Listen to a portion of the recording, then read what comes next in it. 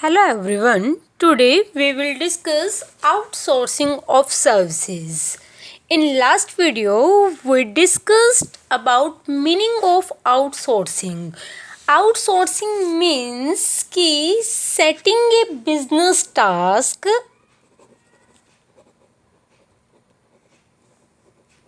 accomplished through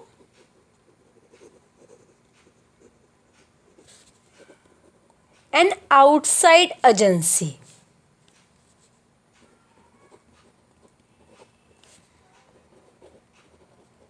कि outside agency की एक बिजनेस सारी की सारी एक्टिविटीज़ को अकेले मैनेज नहीं कर सकता, इसीलिए वो क्या करता है, कुछ सर्विसेज को ऑब्टेन करता है। क्या कुछ सर्विसेज को ऑब्टेन करता है ताकि अपने बिजनेस को सक्सेसफुली और एफिशिएंटली रन कर पाए। ठीक है, तो आउटसोर्सिंग में दो चीज़ें आ जाती हैं। एक आता है BPO, that is business process outsourcing, and the second is KPO, knowledge process outsourcing. Okay, तो बीपीओ मतलब बिजनेस प्रोसेस आउटसोर्सिंग की बिजनेस के बाहर से, ये वर्ड मेंशन करना नेसेसरी है, आउटसाइड द बिजनेस, कि बिजनेस के बाहर से सर्विसेज को हायर करना ताकि हम अपनी मेन एक्टिविटी को क्या कर सकें, अच्छे से कर सकें। अब हम बात करते हैं nature of BPO. First point is availability of services outside the organization. Availability of services outside the organization. कि क्या होता है, बीपीओ के अंदर जो एक बिजनेस ऑर्गेनाइजेशन होती है वो क्या करता है, इन सर्विसेज को ऑब्टेन करता है आउटसाइड द बिजनेस। मतलब क्या है, कुछ कंपनीज इस्टेब्लिश ही किस लिए की जाती हैं, ये स्पेशल सर्विसेज देने के लिए। ठीक है, यानी कि एक बिजनेसमैन क्या कर रहा है, कुछ सर्विसेज को हायर कर रहा है, ले रहा है आउटसाइड द बिजनेस, अपने बिजनेस के बाहर से। और वो जो आउटसाइड एजेंसीज हैं, क्या होती हैं, कुछ एजेंसीज होती हैं जो ये स्पेशल सर्विसेज को प्रोवाइड करवाती हैं, लाइक डेट कलेक्शन एजेंसी। ठीक है, डेट कलेक्शन एजेंसीज, कि आपने गुड्स को क्रेडिट पर सेल किया, आपके अराइज हुए डेटर्स, आपने एक एजेंसी को हायर किया जिसका काम क्या है, उन डेटर्स से पैसे कलेक्ट करना। अदरवाइज क्या है, आप खुद जाओगे, अगर आप खुद ये काम कर रहे हो आपका टाइम लगेगा, कॉस्ट लगेगी। तो अगर आपने बाहर की एजेंसी को हायर कर दिया है तो ये क्या करेंगे, आपके बिहाफ पे डेटर से पैसे कलेक्ट करेंगे और इसके लिए कुछ कमीशन चार्ज करते हैं। ठीक है, तो ये सर्विसेज हमें ऑर्गेनाइजेशन के बाहर से मिलती है। सेकंड आता है स्पेशलाइज्ड एक्टिविटी, क्योंकि यहाँ पे हम बात कर रहे हैं बीपीओ, मतलब कुछ स्पेशल सर्विसेज प्रोवाइड करवाई जा रही हैं, जैसे डेट कलेक्शन एजेंसी। अब इस एजेंसी का काम ही क्या है, डेटर से पैसे कलेक्ट करना। अब इनको तो डिफरेंट मेथड्स के बारे में पता होगा ना, कि डेटर से पैसे कैसे निकलवाने हैं। जैसे कल की वीडियो में हमने एडवर्टाइजिंग एजेंसी के बारे में पढ़ा था कि वो तो क्या है, उस फील्ड में एक्सपर्ट है, उनका तो डेली का काम है एडवर्टीजमेंट बनाना। तो जब एक पर्सन एक वर्क करता है और उसको बार बार करता है तो उसका आ जाता है स्पेशलाइजेशन उस फील्ड में। ठीक है, तो ये कंपनी क्या करती है, क्योंकि एक सिंगल सर्विस हमें प्रोवाइड करवाती है कि डेट कलेक्शन एजेंसी का काम क्या है, डेटर से मनी कलेक्ट करना। एडवर्टीजमेंट एजेंसी का काम क्या है, एडवर्टीजमेंट बना कर देना। तो वो एक सिंगल सर्विस के अंदर इन्वॉल्व होती है, तो हमें क्या मिलता है, उस चीज़ का स्पेशलाइजेशन मिलता है। उसके बाद हमारा थर्ड पॉइंट आता है cheap source of services. Cheap source of service, अब ये देखो कि अगर मान लो एक कंपनी खुद ही इन एक्टिविटीज़ में इन्वॉल्व हो जाए, लाइक जैसे हम एडवर्टीज़मेंट की बात कर रहे थे, अगर एक कंपनी खुद एडवर्टीज़मेंट बनाती है, उसे सारा सेटअप बनाना पड़ेगा, कैमरामैन हो गया, स्क्रिप्ट राइटर हो गया, सेलिब्रिटी अपॉइंट करना पड़ेगा, तो उनको क्या है, सैलरी देनी पड़ेगी, तो कॉस्ट क्या होगी, ज़्यादा लगेगी और हमारी एडवर्टीज़मेंट भी इतनी अच्छी शायद ना बन पाए। लेकिन क्या होता है, जब हम इन सर्विसेज को बाहर से हायर करते हैं, जैसे हमने क्या किया, एडवर्टीज़मेंट एजेंसी के साथ कॉन्टैक्ट किया कि हमें एक एडवर्टीज़मेंट बना कर दे दो। अब इनका तो डेली का काम है, इनका जो बिज़नेस है वो किस पे चल रहा है, लार्ज स्केल पर चल रहा है, ठीक है। और जब हमारा बिजनेस जो होता है लार्ज स्केल पर चलता है, तो जो हमारी कॉस्ट पर यूनिट है वो क्या हो जाती है, कम हो जाती है। मतलब क्या है कि हमें जो ये सर्विसेज हैं क्या मिलती हैं, लेस प्राइस पर मिलती है, हमें जो कॉस्ट है वो कम पड़ेगी। क्यों? क्योंकि जो बिजनेस है वो क्या हो रहा है, लार्ज स्केल पर हो रहा है। उसके बाद है fourth point, increasing the efficiency of users, increasing the efficiency of users। अब यूजर्स कौन हुए, बिजनेसमैन, ठीक है, क्योंकि हम ही यूज़ कर रहे हैं, हम ही बाहर से एजेंसी को हायर कर रहे हैं, बाहर से सर्विसेज को ले रहे हैं, तो कहते हैं कि एफिशिएंसी इंक्रीज हो जाएगी यूज़र्स की। क्यों? क्योंकि हम अब अपनी जो मेन एक्टिविटी है उसके ऊपर ज़्यादा फोकस कर पाएंगे। जो हमारा मेजर जिस चीज़ का बिजनेस है, हमारी जो मेन एक्टिविटी है, हम उस पर ज़्यादा फोकस कर पाएंगे, जिससे क्या होगा, हमारे जो रिसोर्सेज हैं वो वेस्ट नहीं होंगे, हमारी एफिशिएंसी इंक्रीज होएगी। मतलब कॉस्ट कम, minimum input and maximum output, minimum resources के साथ मैक्सिमम प्रोडक्शन करना, that is efficiency. Okay, then आता है हमारा need of outsourcing of services. ये तो थी अब तक जो हमने किया फीचर्स में हमने क्या किया कि चीप सोर्स ऑफ सर्विसेज है क्योंकि लार्ज स्केल पर होता है, एफिशिएंसी यूज़र्स की इंक्रीज हो जाती है क्योंकि उनका जो मेन फोकस होता है वो मेन एक्टिविटी पर रहता है। उसके अलावा हमने किया स्पेशलाइज्ड सर्विसेज, क्योंकि जो ये एजेंसीज होती हैं वो एक सिंगल एक्टिविटी में इन्वॉल्व होती हैं और ये जो सर्विसेज होती है हमें ऑर्गेनाइजेशन के बाहर से मिलती है। नीड में फर्स्ट पॉइंट आता है obtaining good quality services।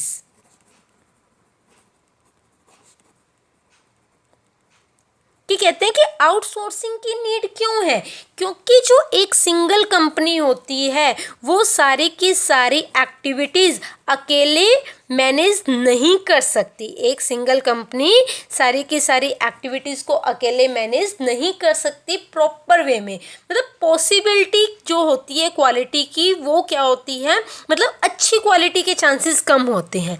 लेकिन अगर एक कंपनी, एक ऑर्गेनाइजेशन बाहर से इन सर्विसेज को हायर करती है तो वो क्या करेगी, सिलेक्ट करती है, क्योंकि काफ़ी सारी ऐसी एजेंसीज होती हैं जो इस तरह की हमें सर्विसेज प्रोवाइड करती हैं। तो ऑब्वियस है हम ऐसी एजेंसी को हायर करेंगे जो हमें बेस्ट क्वालिटी सर्विसेज दे। तो आउटसोर्सिंग की नीड क्या होती है, ताकि हमें गुड क्वालिटी की सर्विसेज मिल सके। उसके बाद आता है second point, avoiding fixed investment इन सर्विसेज।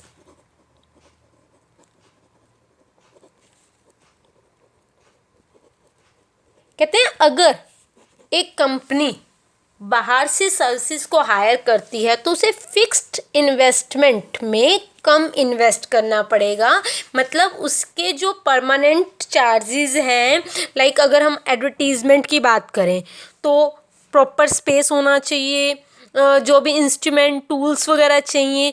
तो क्या है, अगर हमने बाहर से हायर की, हमें वो चीज़ें परचेज करने की नीड नहीं है, हमें अलग अलग डिपार्टमेंट्स बनाने की नीड नहीं है। अदरवाइज़ तो हमें एक अलग से डिपार्टमेंट क्रिएट करना पड़ेगा एडवर्टीज़मेंट का, जिसका काम क्या है, एडवर्टीज़मेंट बनाना। तो कहते हैं कि इसलिए हमें नीड है ताकि हम अवॉइड कर सकें इन सर्विसेज में जो फिक्स्ड इन्वेस्टमेंट लगती है। क्योंकि अगर हम लोग हायर कर रहे हैं, वो लोग हमारी कंपनी में एम्प्लॉयज़ को हम परमानेंट रख रहे हैं, तो हमें परमानेंट उनको सैलरी देनी पड़ेगी। पता है कि एवरी मंथ देनी ही देनी है, चाहे हम काम करवाएं चाहे ना करवाएं। बट अगर हम आउटसोर्सिंग का यूज़ करते हैं तो जिस टाइम पर हमें नीड होती है उस टाइम पर हम उन्हें कह देते हैं कि ये हमारा काम है, तो तभी हमें उन्हें चार्जेस भी देने होते हैं। उसके बाद आता है last third point, smooth running of business. अब क्या होगा कि आपका ध्यान कहाँ है, आपका फोकस कहाँ है? एक मेन एक्टिविटी, जिस चीज़ का आपका बिजनेस है, लाइक मैन्युफैक्चरिंग है आपका, तो आप मैन्युफैक्चरिंग पर ध्यान दोगे, प्रोडक्शन पर ध्यान दोगे। यानी कि आपकी जो अटेंशन होती है, एक बिजनेसमैन की अटेंशन होती है, वो डिस्ट्रैक्ट नहीं होती डिफरेंट स्मॉल थिंग्स पर। उसका फोकस सिर्फ मेन एक्टिविटी पे रह जाता है, यानी कि उसका बिजनेस बहुत अच्छे से रन करेगा। ओके, तो ये थे 3 पॉइंट्स नीड्स के, कि एक तो हमें गुड क्वालिटी की सर्विसेज मिलती हैं, सेकंड हमें फिक्स्ड इन्वेस्टमेंट नहीं करनी पड़ती, और हमारा बिजनेस भी अच्छे से रन कर पाता है। नेक्स्ट जो हमारा टॉपिक है वो है टाइप्स ऑफ आउटसोर्सिंग।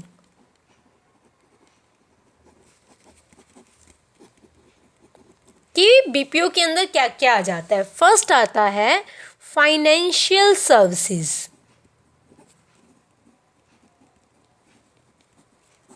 मतलब वो सर्विसेज जो किससे रिलेटेड है? फाइनेंस से रिलेटेड। कि किससे रिलेटेड है? मैनेजमेंट ऑफ फाइनेंस से, जिसमें 2 चीज़ें आ जाती हैं। First, factoring services. फैक्टरिंग का मतलब क्या होता है? अपने डेटर्स को सेल कर देना। जैसे हमने डेट कलेक्शन एजेंसी बोला था ना, तो वही चीज़ है कि यहाँ पे हम क्या कर रहे हैं, अपने डेटर्स को सेल कर रहे हैं। लाइक ए कंपनी है, ए कंपनी ने गुड्स बेची, ठीक है, तो क्या राइज हुए? डेटर्स। अब क्या हुआ, कंपनी क्या करेगी? इन डेटर से मनी कलेक्ट करेगी। अब कंपनी के पास इतना टाइम नहीं है, कंपनी आउटसोर्सिंग का यूज़ कर रही है, तो एक XYZ है डेट कलेक्शन एजेंसी। अब ए ने क्या किया, इस कंपनी से कांटेक्ट किया, उसने कहा कि हम अपने डेटर्स को आपको सेल करते हैं। मतलब क्या, ये जो XYZ लिमिट है कंपनी है, ये आपको उतने पैसे दे देगी जितना आपने डेटर से पैसे कलेक्ट करने हैं। मान लो क्या है, 5 लाख की बात करें, ठीक है, 5 लाख लेने हैं, तो इसने इससे डील किया। अब ये क्या करेगी, आपको 5 लाख दे देगी। अब इसकी हेडेक है इन डेटर से पैसे कलेक्ट करना, ठीक है। अब क्या है, अगर वो 5 लाख कलेक्ट करेगी, आपको दे रही है, तो उसके बदले में क्या चार्ज करती है? कमीशन चार्ज करती है। यानी कि ये क्या करती है, हमें एडवांस में ही मनी प्रोवाइड करवा देती है। ओके, उसके बाद आता है मर्चेंट बैंकिंग सर्विसेज।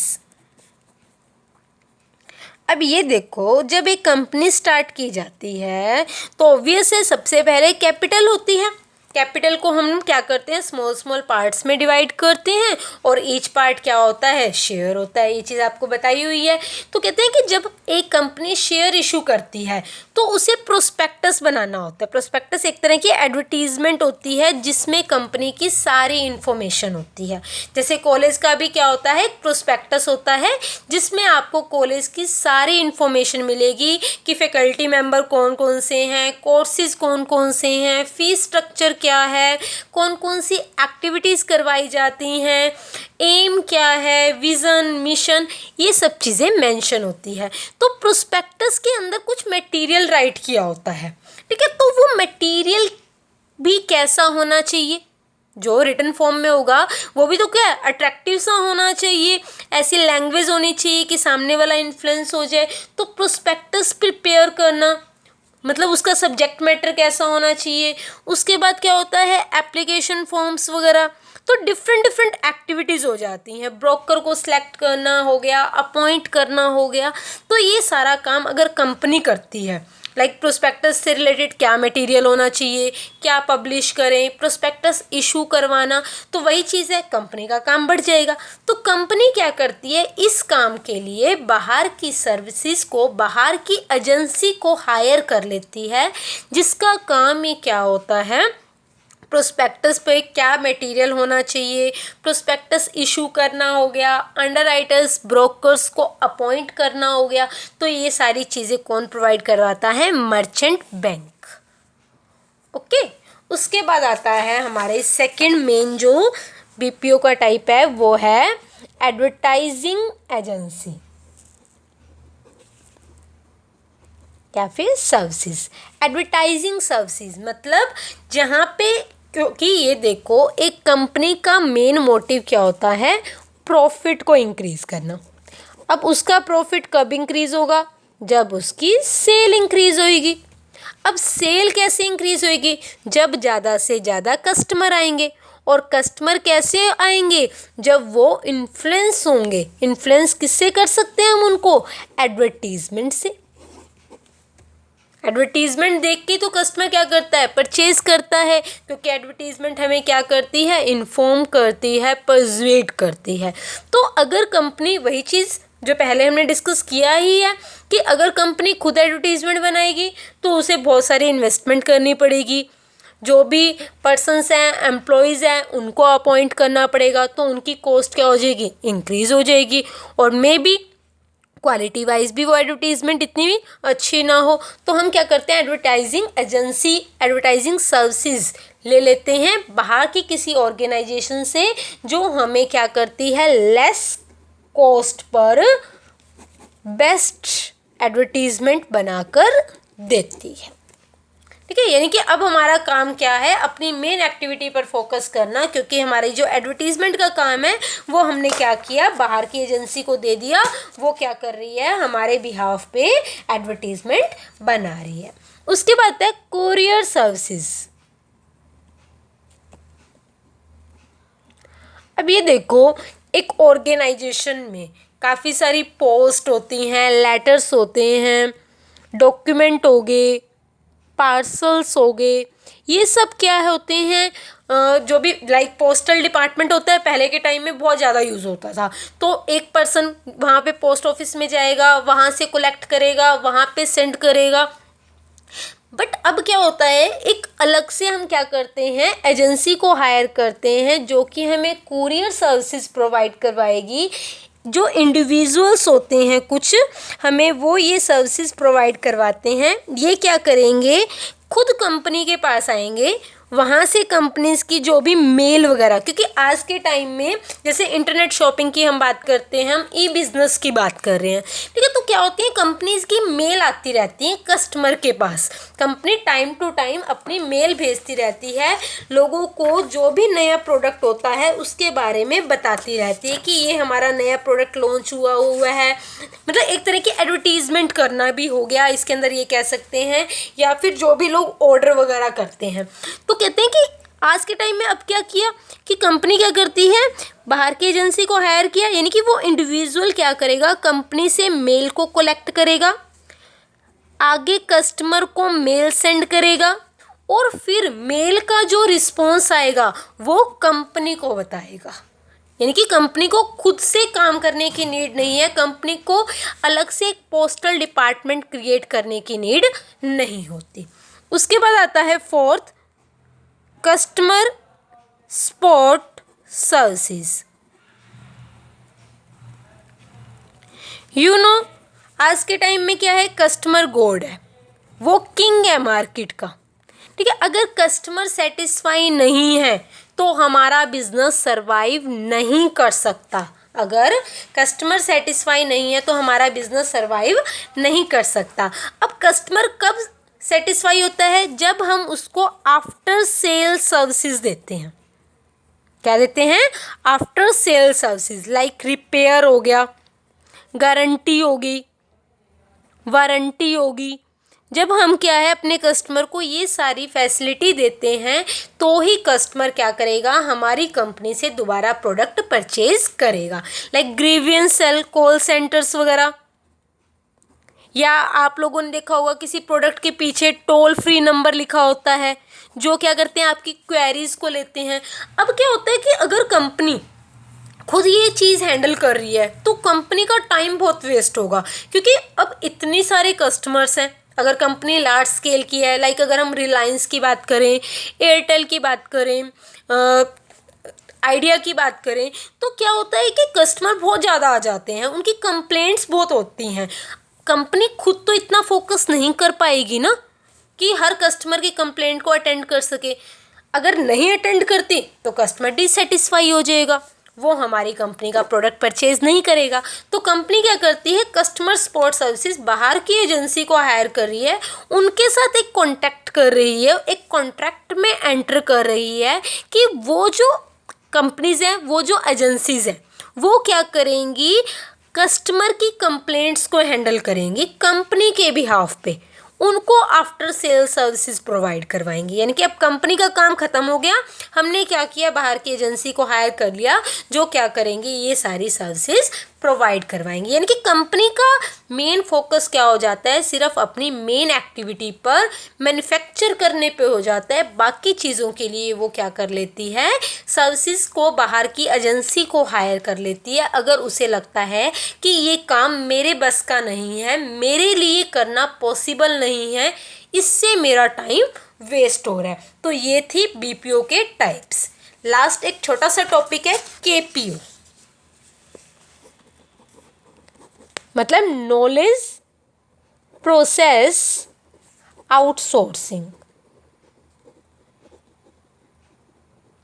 ठीक है, बीपीओ जैसे हमने कहा business process outsourcing, knowledge process outsourcing, इसमें क्या करती हैं, जो फर्म्स होती हैं, बिजनेस होती हैं, वो क्या करती हैं, गेट नॉलेज रिलेटेड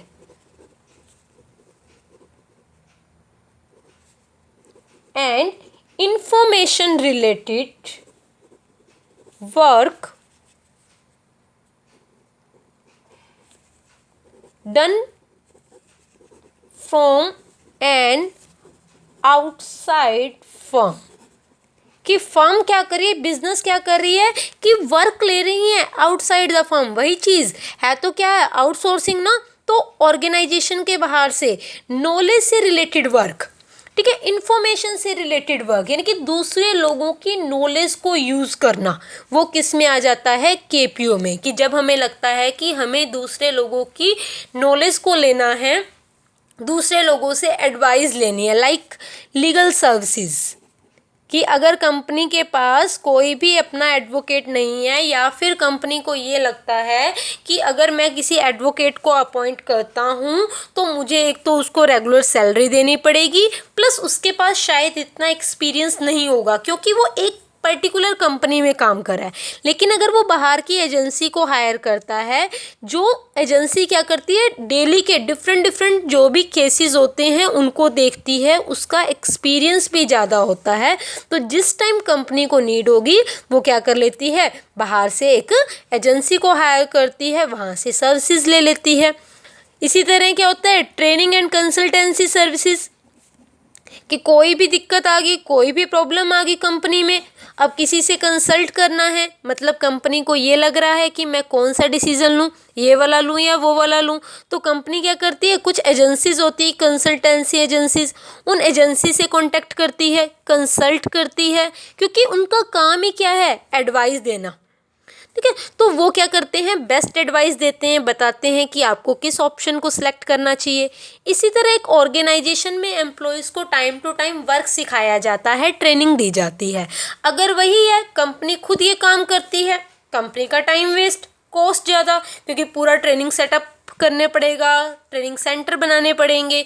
तो इससे बढ़िया हम क्या करते हैं, जो भी ट्रेनिंग एजेंसीज हैं उनको हायर करते हैं, वो क्या करते हैं, हमारे एम्प्लॉयज़ को ट्रेनिंग देंगे और हम उनको उनके बदले में फ़ीस दे देते हैं। तो ये था केपीओ। मतलब बीपीओ के अंदर क्या होता है, सिंपल सा है पड़ा कि जो डेली का उनका काम है, लेकिन केपीओ में हम नॉलेज की बात करते हैं, कोई भी फॉर्मूला इन्वेंट करना है, कोई इंटीरियर डिज़ाइनिंग से रिलेटेड हो गया। तो ये था आज का हमारा टॉपिक, ये चैप्टर हमारा कंप्लीट हो गया, emerging modes of E business, जिसमें हमने ई बिज़नेस के बारे में पढ़ा, उसका स्कोप किया, मेरिट्स की, डिफरेंस किया ट्रेडिशनल बिजनेस और ई बिजनेस में, आउटसोर्सिंग के बारे में पढ़ा, बीपीओ के टाइप्स किए। Thank you, have a nice day.